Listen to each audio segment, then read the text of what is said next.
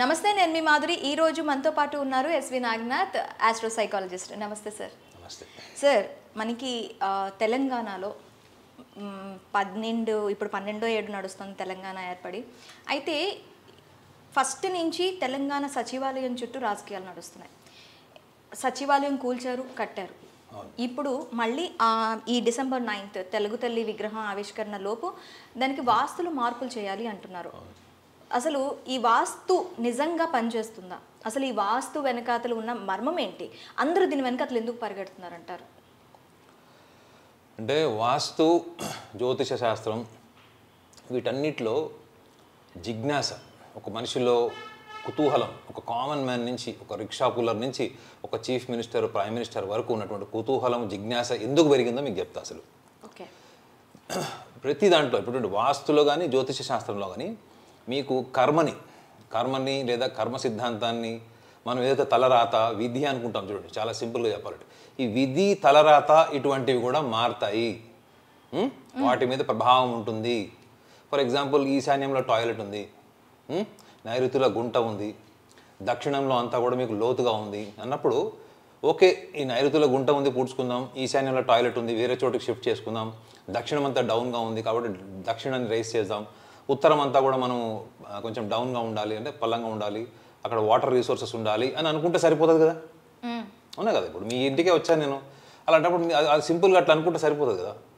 కానీ ఈశాన్యంలో టాయిలెట్ ఉంటే మీకు ఆర్థికంగా ఎదగరు. అర్థమైందా?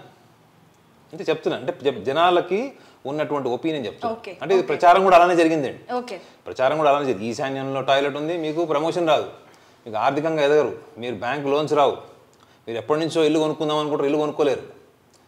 మీకు భయం స్టార్ట్ అయిందా లేదా? నైరుతిలో గుంట ఉంది, ఆయుక్షీణం, ఇంట్లో ఎవరైనా చనిపోతారు, భయం, ఆరోగ్య సమస్యలు వస్తాయి, ధన నష్టం ఆరోగ్యం వల్ల. భయపడ్డారా లేదా? సో ఇక్కడ మనము సచివాలయం గేటు గురించి మనం మాట్లాడితే, కేసీఆర్ గారు కూడా రాజశ్యామల యాగాలని చాలా రకాల సంప్రదాయాలు పాటించారు ఆయన ముఖ్యమంత్రిగా ఉన్నప్పుడు. అప్పుడు కూడా చాలా రకాల వివాదాస్పదమైన చర్చలు అయితే కూడా మేము వెళ్ళాం. అంటే ఎందుకు ప్రజాధనం ఎందుకు ఇంత నష్టపరుస్తున్నారు, మీ వ్యక్తిగత అభిప్రాయాలు, మీ వ్యక్తిగత నమ్మకాల మీద ఎందుకు ఇంత ప్రజాధనం వెచ్చిస్తున్నారు అన్నది అప్పుడు చర్చ. సో కేసీఆర్ గారు ఆయన ముఖ్యమంత్రి అయిన తర్వాత కొన్ని మార్పులు తీసుకొచ్చారు, ముఖ్యంగా సెక్రటేరియట్ కూడా న్యూ కన్స్ట్రక్షన్ అయింది. సో ఆయన సిద్ధాంతం ఎవరైనా చెప్పుండొచ్చు ఏమని, ఆయన జన్మ నక్షత్రం ఆశ్లేష నక్షత్రం మీద అంటే సెక్రటేరియట్కి ద్వారం ఎక్కడ ఉండాలి అని చెప్పుంటారు బహుశా, ఎందుకంటే మనకైతే ఎవిడెన్స్ లేదు. సో అప్పుడు ఏం చేస్తారు, మీ నక్షత్రం ప్రకారము సింహద్వారం ఎక్కడ ఉండాలి అన్నది కూడా వాస్తు శాస్త్రంలో ఉంటుంది. సో ఇప్పుడు ఆయన 10 సంవత్సరాలు రూల్ చేశారు, వెళ్ళిపోయారు, ఇప్పుడు ఆయన అపోజిషన్లో ఉన్నారు. రేవంత్ రెడ్డి గారికి కూడా ఎవరన్నా, ఆయన వాస్తు పండితుడు కావచ్చు, సిద్ధాంతి గారు కూడా కావచ్చు, ఈ గేటు నాయన ఇటు నుంచి ఇటు మార్చు, ఇది తూర్పు వైపు ఉంది, పూర్తిగా ఈశాన్యం వైపు లేదని చెప్పుంటారు. సో కాబట్టి ఇప్పుడు మళ్ళీ తూర్పు వైపు నుంచి, తూర్పు అంటే మనకు తూర్పు ఆగ్నేయం కూడా వస్తుంది కదా, తూర్పు భాగంలో తూర్పు ఆగ్నేయం వస్తుంది, తూర్పు ఈశాన్యం కూడా వస్తుంది. అకార్డింగ్ టు ద ఇన్ఫర్మేషన్ అది ఈశాన్యంకి షిఫ్ట్ చేయాలి అని ఇప్పుడు మన పేపర్లో వచ్చినటువంటి ఇన్ఫర్మేషన్ ప్రకారం దాన్ని ఈశాన్యం మూలకి షిఫ్ట్ చేస్తున్నారు. సో కేసీఆర్ గారు నమ్మకం ఉన్నప్పుడు డబ్బు ఖర్చు అయింది, ఇప్పుడు రేవంత్ రెడ్డి గారు కూడా అదే పని చేస్తున్నారు, డబ్బు ఖర్చు అవుతుంది, ప్రజాధనం అంతా కూడా వృధా చేస్తున్నారు అన్నట్టు. Sorry for the interruption. ఇప్పుడు కేసీఆర్ గారు సీఎంగా ఉన్నప్పుడు ఒక దగ్గర గేట్ పెట్టారు, ఇప్పుడు రేవంత్ రెడ్డి సీఎం అయినప్పుడు ఇంకో దగ్గర గేట్ పెడుతున్నారు. ఇప్పుడు మళ్ళీ కేసీఆర్ గారు సీఎం అయ్యారు అంటే మళ్ళీ గేట్ మారుతుందా? మీకు అదే పాయింట్కి వస్తున్నా మీకు ఇందాక. ఇప్పుడు ఒక జన్మ నక్షత్రం మీద, ఇప్పుడు మీరే తీసుకోండి మేడం, మీ జన్మ నక్షత్రం ప్రకారము మీరు ఒక ఇంటికి సింహద్వారం ఉన్న కొనుక్కున్నారు, ఒక ఈశాన్యం, మీ జన్మ నక్షత్రం ప్రకారము ఈశాన్యంలో సింహద్వారం ఉండాలి అంటే కొనుక్కున్నారు. కానీ ఆ ఇంటికి వేరే ఆప్షన్ లేదు, అంటే ఒకటే డోర్ ఆప్షన్ ఉంది. మీరు ఈశాన్యం సింహద్వారం మీ నక్షత్రం ప్రకారం తీసుకోవాలి కాబట్టి గురువాధిపత్యం, సో గురువు ఈశాన్యంలో ఉంటాడని చెప్పి తీసుకుంటారు. మీరు రేపు పెద్దవాళ్ళు అయిన తర్వాత ఆస్తి ఎవరికి ఇస్తారు?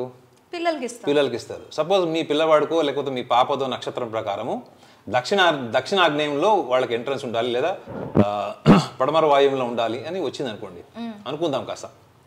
అప్పుడు ఆ ఇల్లు ఏం చేస్తారు వాళ్ళు?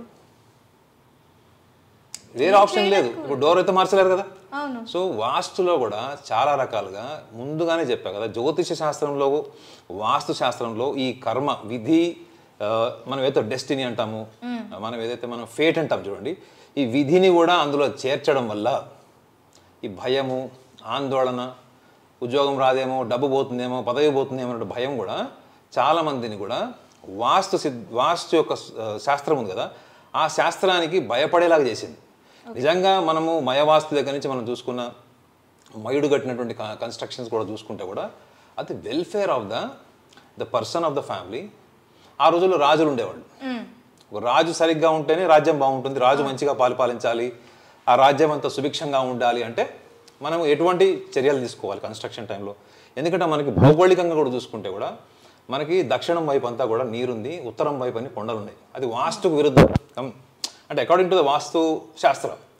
కాబట్టి మనం ఏం చేయాలి, మనం భౌగోళికంగా అయితే మార్చలేం కదా, అది ప్రకృతి, అది న్యాచురల్గా ఎస్టాబ్లిష్ అయింది. కాబట్టి వాస్తు పండితులు ఏమని చెప్తారు, మనం కట్టుకునే ఇంటికి, మన బిల్డింగ్కి, కాంప్లెక్స్కి, సెక్రటేరియట్కి, ఇంకా దేనికన్నా మినిమం మనము వాస్తువులో ఉన్నటువంటి ఎలిమెంట్స్, ఈ 5 ఎలిమెంట్స్ ఏదైతే ఉంటాయో మనం ముఖ్యంగా వాటిని మనం ప్రాపర్గా చూసుకోవాలి. క్రాస్ వెంటిలేషన్ చూసుకోవాలి, సింహద్వారాలు చూసుకోవాలి, గేట్లు, చివరికి కిటికీల దగ్గర నుంచి కూడా చూసుకోవాలి. వీటన్నిటి వెనక మర్మం ఏంటి, నాకు దక్కాల్సింది ఏదైనా నాకు దక్కకుండా పోతుందేమో అనేటువంటి ఆందోళన, భయం తప్ప వాస్తు శాస్త్ర మూలాల్లో ఎక్కడ కూడా ఈ యొక్క విధిని, తలరాతని మారుస్తుంది అని రాసింది ఎక్కడ కూడా లేదు. అయితే ఇప్పుడు ద్వారాలు చెప్పారు కదా మీరు, తూర్పు ఈశాన్యం, తూర్పు లేదంటే దక్షిణ, తూర్పు దక్షిణ, పడమర వాయువు, ఇలాంటి కొన్ని దీంట్లో మనకి నైరుతి వైపు గేట్ ఉండకూడదు అని ఖచ్చితంగా చెప్పేస్తారు. అయితే వాస్తు శాస్త్రం ప్రకారం నిజంగానే ఇవన్నీ ఉన్నాయి అంటే వాస్తు శాస్త్రంలో ఇవన్నీ నిగూఢంగా ఉన్నాయా? అంటే ఈ డోర్స్ ఇటువైపు ఉండాలి అంటే వాస్తు శాస్త్రంలో ఏముంటుందంటే మీకు తూర్పు, ఉత్తరం అన్ని కూడా శుభగ్రహాలు ఉంటాయి. శుక్రుడు, బుధుడు, గురుగ్రహము, సంపూర్ణ చంద్రుడు వీళ్ళంటూ ఉంటారు తూర్పు వైపు, తూర్పు ఉత్తరం వైపు ఉంటారు. అదే మీరు దక్షిణం పరమన తీసుకున్నారనుకోండి, కుజుడు, శనిగ్రహము, రాహువు, ఇవన్నీ పాపగ్రహాల కింద చెప్తారు వాళ్ళు. ఇది శాస్త్రంలో ఉన్న విషయం చెప్తున్నాను. కాబట్టి మనము ముఖ్యంగా మనం పాటించేటువంటి కొన్ని శాస్త్రంలో ఉన్నటువంటి విషయాల్లో ఈ శుభ గ్రహ మైత్రిని ఈ దిక్కులలో చూసుకుంటారు. ఉత్తరం, దక్షిణం, పడమరం, ఈశాన్యం, ఆగ్నేయం ఇవన్నిట్లో చూసుకుంటారు. సో మీరు అన్నారు వాటి ప్రభావం ఉంటుందా అన్నారు.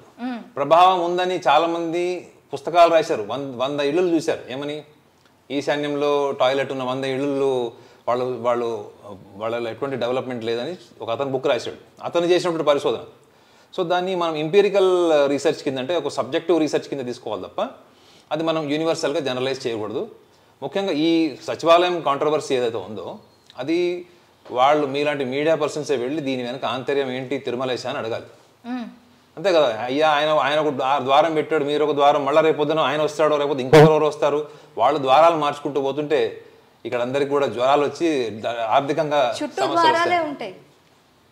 అది అంటే మనకి చెప్పా కదా మేడం, జ్యోతిష శాస్త్రంలో, వాస్తు శాస్త్రంలో మీరు తలరాత, విధి అనే పదాలు తీసేయాలి. ఎవ్వరు జ్యోతిష శాస్త్రానికి భయపడరు, వాస్తు శాస్త్రానికి కూడా ఎవరు భయపడరు.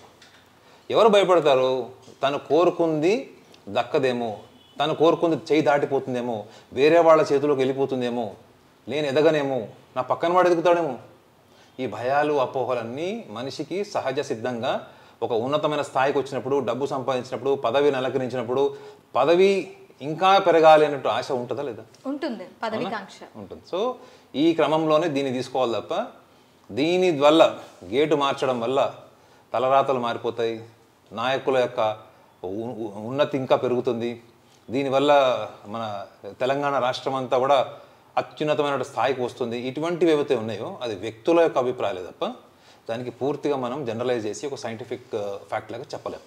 ఓకే, సో ఇప్పుడు జరుగుతుంది అంతా చూడాల్సిందే తప్ప దీనికి ఒక ఇదైతే పరిష్కారం అయితే రాదు అంటారు. రాజు తలుచుకుంటే దెబ్బలకు కొదవింది అన్నారు. ఎవరన్నా ఏమని చేసి ఉన్నతమైన స్థానంలో వాళ్ళు ఏమైనా నిర్ణయాలు తీసుకోవచ్చు, తప్పేముంది. Okay sir, thank you very much.